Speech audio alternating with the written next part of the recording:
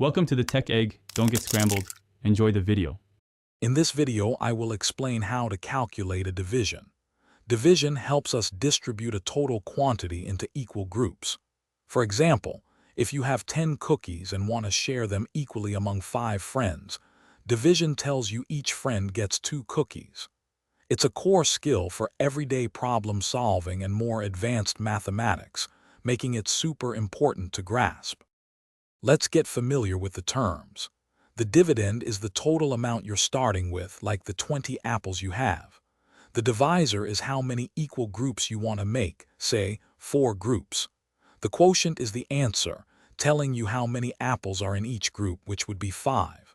Sometimes there's a remainder, meaning some items are left over after equal distribution.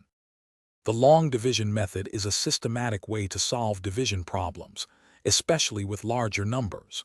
You begin by setting up the problem, placing the dividend under the division bar and the divisor to its left. Then, you divide the first few digits of the dividend by the divisor, write the quotient above, multiply and subtract. You continue this process, bringing down digits until no more remain, finding your final quotient and any remainder.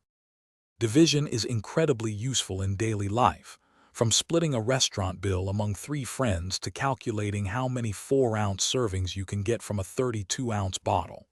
To ensure your answer is correct, you can always verify it. Simply multiply your quotient by the divisor and then add any remainder. This sum should perfectly match your original dividend, confirming your calculation. Thanks for watching. Consider subscribing if I helped unscramble your problems.